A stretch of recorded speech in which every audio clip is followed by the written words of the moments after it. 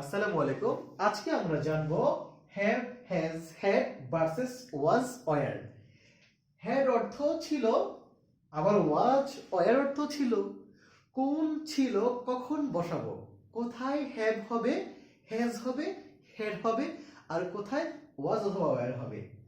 আমরা এই ক্ষেত্রে অনেক ভুল করে ফেলি, যার জন্য আমরা অনেক সময় অনেক সমস্যার সম্মুখীন হই। যদি আমি বলি আমার একটি গরু ছিল, এখানে অনেকে আই ওয়াজ ইউজ করে ফেলে, তাহলে যেটা তার জন্য অত্যন্ত হাস্যকর ব্যাপার হয়, অর্থাৎ সে নিজে গরু হয়ে যায়। কিন্তু আসলে ব্যাপারটা এরকম না। আপনি যদি নিজেকে গরু করতে না চান, তাহলে আপনাকে অবশ্যই এই ভিডিওটা দেখতে হবে শেষ পর্যন্ত। তাহলে দেখেন, আমার একটি গরু ছিল, কোনো মালিকানা বোঝাতে আমরা হ্যাভ, হ্যাজ, হ্যাড ব্যবহার করব। অর্থাৎ আমার ছিল, এটা হলো আমার ছিল, আমার আছে বা ছিল, আমার আছে বা ছিল প্রকাশ করতে আমরা হ্যাভ, হ্যাজ, হ্যাড ব্যবহার করব। আর আমি ছিলাম,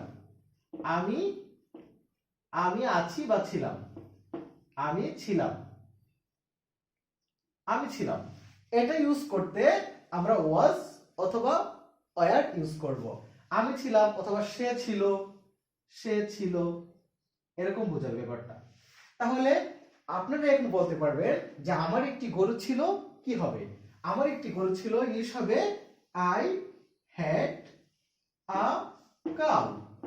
আর যদি বলি আমার একটি গরু আছে, তাহলে আই হ্যাভ আ কাউ। ওকে। আর সে একজন রাখাল ছিল, হি ওয়াজ আ কাউবয়। তাহলে সে ছিল, যেহেতু সে ছিল, তাহলে যদি কোনো ব্যক্তি থাকে সেক্ষেত্রে ওয়াজ অথবা ওয়্যার।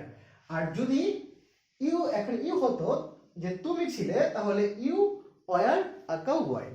আর আমি বা আমার একটি গরু ছিল, তখন হবে আই হ্যাড এ কাউ। তার একটি গরু ছিল, হি হ্যাজ এ কাউ। ঠিক আছে? তাহলে আপনারা এরকম বাক্যগুলা, আমার একটা কম্পিউটার আছে, তার একটা কম্পিউটার ছিল, আমি ডক্টর ছিলাম, এই সমস্ত বাক্যগুলো আপনারা বাংলা অর্থ সহ করে কমেন্টস করেন। আশা করি আপনাদের অনেক ক্লিয়ার হবে।